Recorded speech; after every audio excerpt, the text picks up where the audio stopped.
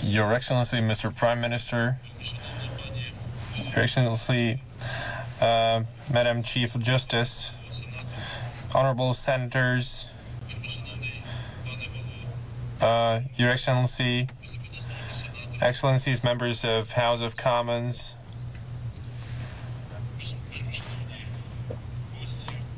dear guests, ladies and gentlemen, I would like to thank you for your kind invitation to speak out today at this honorary meeting. This is a great honor for me to speak out today at the Parliament of Canada. Right now,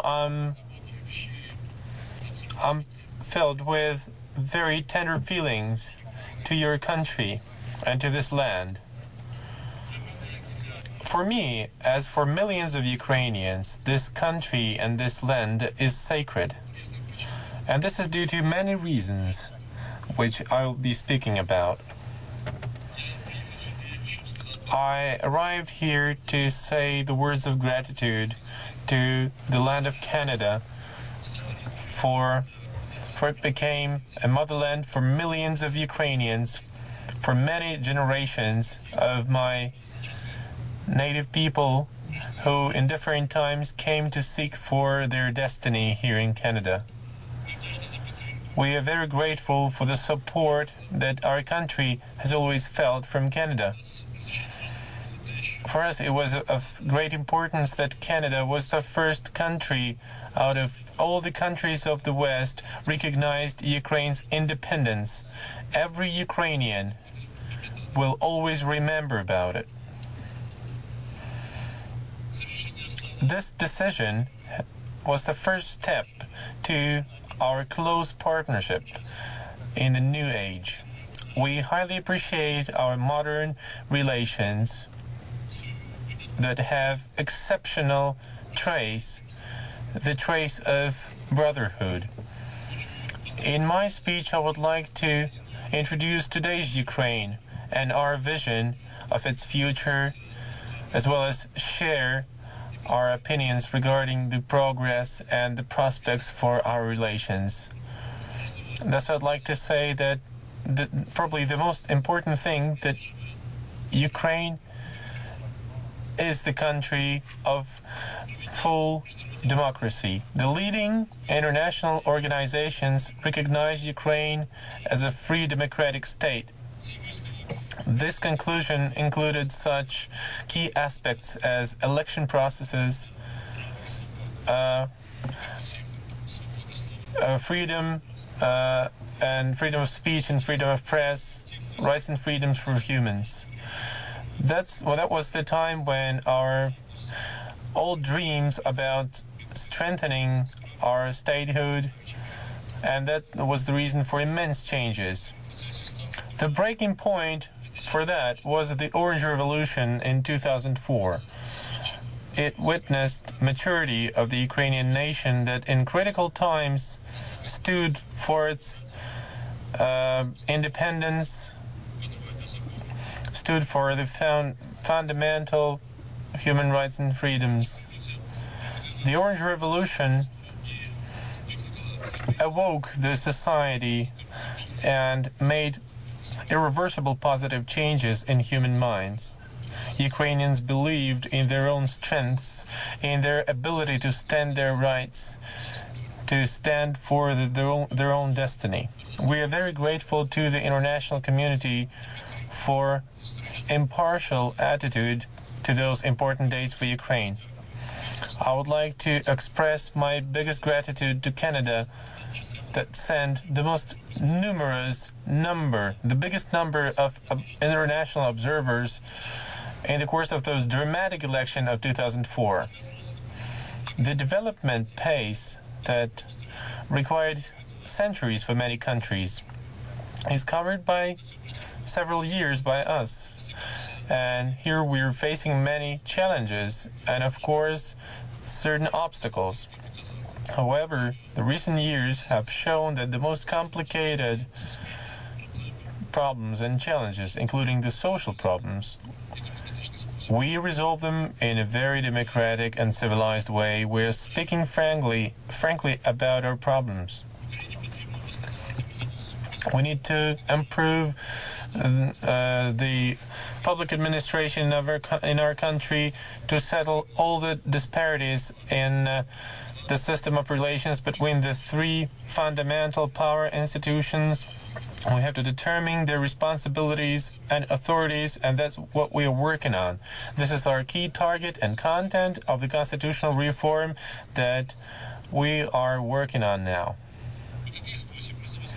That way, we will provide long-lasting political stability essential for the future progress of the country. As the President, as the head of state, I initiate different measures to combat corruption. Of course, this is a big problem for our country, but I'd like to say that this problem is not a problem of the last year or of the last 3 years. This problem was not brought in by the Orange Revolution. Unfortunately, this is a very heavy heritage that we inherited from the previous system. That's why the President today introduced 6 draft laws on fighting corruption, and they are now in the Parliament. Last year they already passed the first reading, and I'm sure that in the nearest future we will finalize the enhancement of Ukraine's legislation on fighting corruption. We also plan to reform the entire system and sector of national security. Very important changes will happen to the system of justice. These are the tasks that I put as priorities in front of the government. And I'd like to say that you should not have any doubts that could put our democratic course under threat. I will do everything possible for no political ambition to stop our democratic pace. My word is clear and affirming.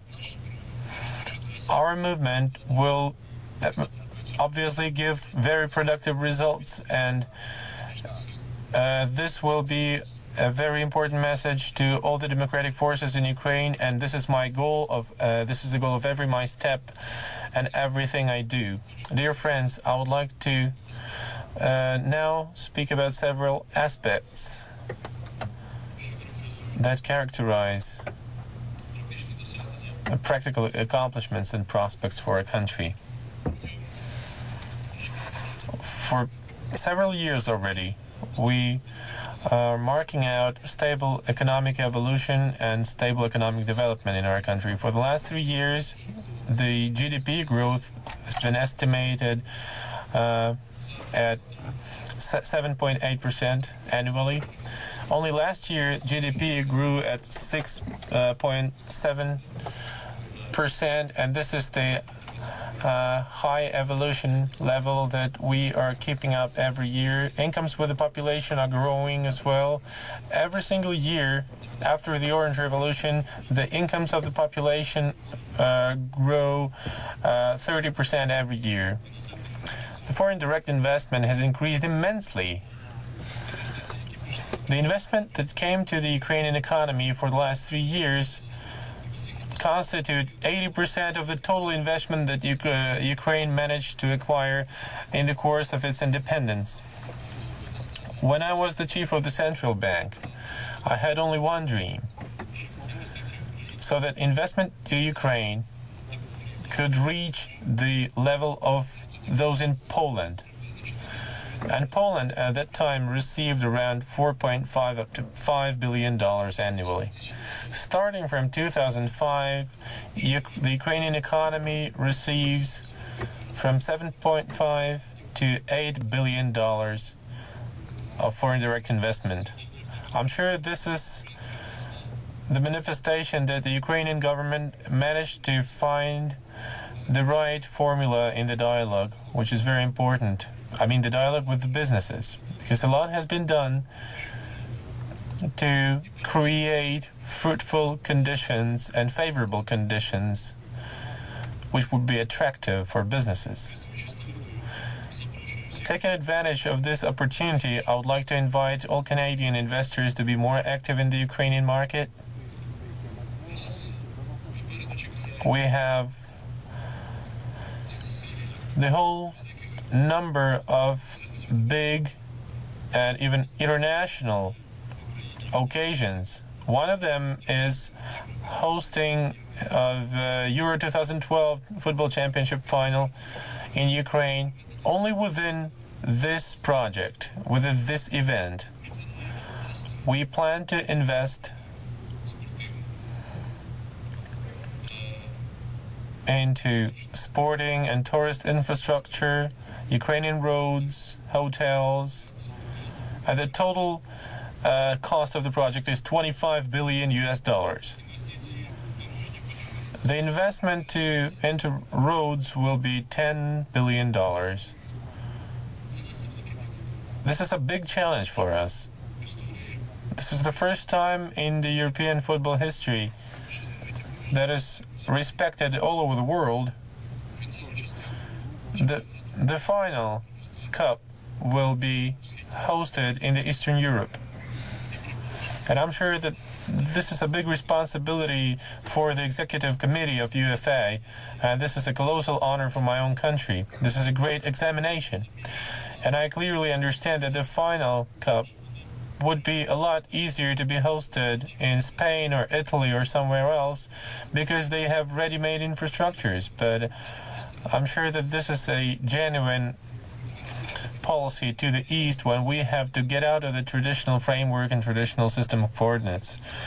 I was present at that very important decision, and I'm very grateful to all the friends from UFA who took that positive decision for Ukraine. And once again, I want to remind everybody, I'm speaking about Canadian investors now. I want them to more actively come to our potentials, because our potentials are very promising and strong. It triggers positive changes in different spheres of our life. On the 16th of May, Ukraine became a valid member of WTO, and therefore today the Ukrainian system is equal within planetary economic competition. This will open new prospects to enhance our foreign economic activities and broad integration of our economy into the global space.